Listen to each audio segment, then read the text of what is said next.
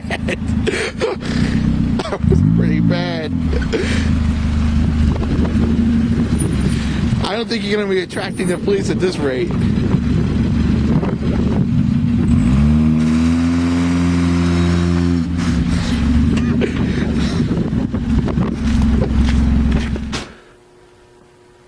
How's it going, guys? Just a little update.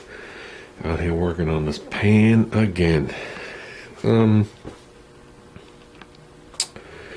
Putting a drain plug in the wavy part of the pan, of course.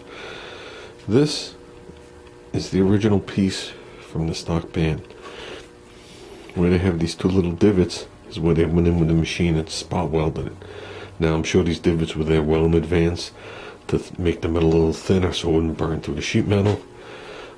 This points down like this, and here's the drain plug. So we're going to put it there. I'd like to put it in the front, but the engine leans back and I'll never get all the oil out. I already won't get all the oil out, as you can see, but you gotta remember the tin does hang down lower. I JB welded the welds, except for these. I ran it down the sides. Like I said, we did water test this, it's fine. I did pull this over and put another thing in there. I decided I didn't like that idea with the windage of the crank and rip that off. With that said,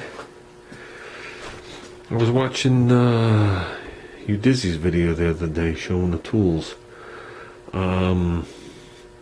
This is the only thing I have to say about that, and I've believed this my whole career. It isn't the tools that make the man, it's the man that makes the tools. I'm not saying that more tools and a tool to do every single little thing doesn't make your life easier and can make it a little more exacting, but I think the tools is what separates a true technician, carpenter, electrician, whatever, from not.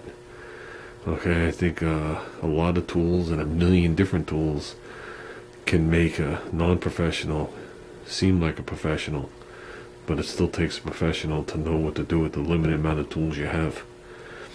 Okay, with all that said, for everybody that's asked over time, you know, again, here, there, and everywhere, hung out with VW Rich the other day. What's that? Today's Thursday, so I hung out with Rich on Tuesday.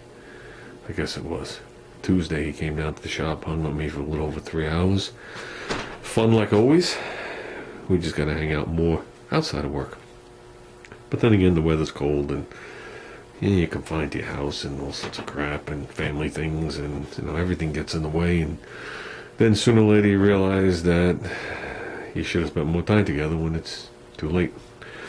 But so with that, I'm gonna bolt this thing in there and make sure it's flat. A little late now, so it's either gonna be a drain plug there or a patch there, and then I'm just gonna give it a little here and there. As you can see, they just use stock. I didn't measure the stock, but the stock is, to show you how they do it in the production run, it's 1.5 inches by 1 inch. I know it's 1/4 inch thick stock. You can see this end looks different, kind of like that. This one is like the sides. This is definitely sheared. This is the way it's made. When they shear it, it starts to shear it, then it just tears it.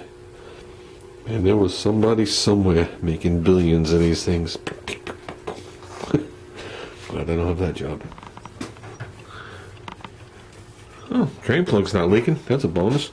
I guess if you mount it 6 inches up, it'll never leak. Okay. Now, it's obviously not sitting here level on the table. That's 7 quarts. And I'm below this tin. How far below the tin I'm supposed to be? At this point, I don't know. I just know that this does not get wet when you fill these engines with oil.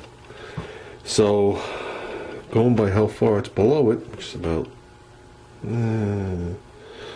3/4 of an inch, I think it's safe to say that this pan will hold 7 quarts safely, plus the oil filter. So that'd be nice, 8 quarts. Like I said, my goal was anything more than 5 in the pan, and the filter making 6.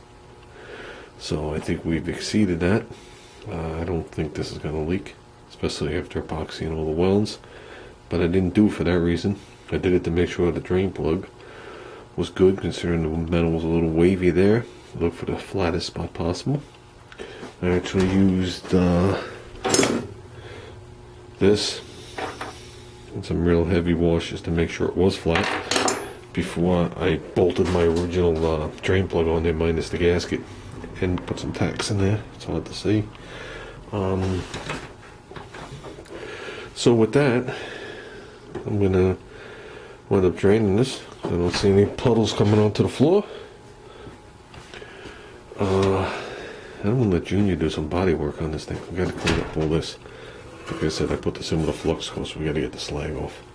Everything else is clean, MIG. But yeah, I'll let Junior tweak this a little, make it look a little nice. So whether it's going on the engine or not, at this point I am not sure. But that doesn't mean it won't go on something in the future. Depends how this whole engine situation lands. Whether this one's going in first, and then we'll go to Cutworm's engine, or if we're gonna just jump right into Cutworm's engine, and I'll pretty much oil up this other engine and put it to the side for a later date. Maybe make a stock 360 or a 1970 stock 360. Or maybe like a what they call a towing cam, which would probably bring the thing to about 3 1/4 horse, which would be nice for any kind of driver. That'd be nice in the Concord. But with all that said, I'm gonna get this water out of here. I did listen to the suggestions on how to get rid of the rust. The vinegar I knew. I made a video years ago about doing that. That's actually probably one of the ways to go with this. I'll just put a little vinegar in there, let it sit for a couple hours, and that surface stuff will come off. Never tried washer solvent. I know washer solvent takes coolant residue off. But like I said, we did the major test of this pan already at work. So this is just to make sure my drain plug didn't leak.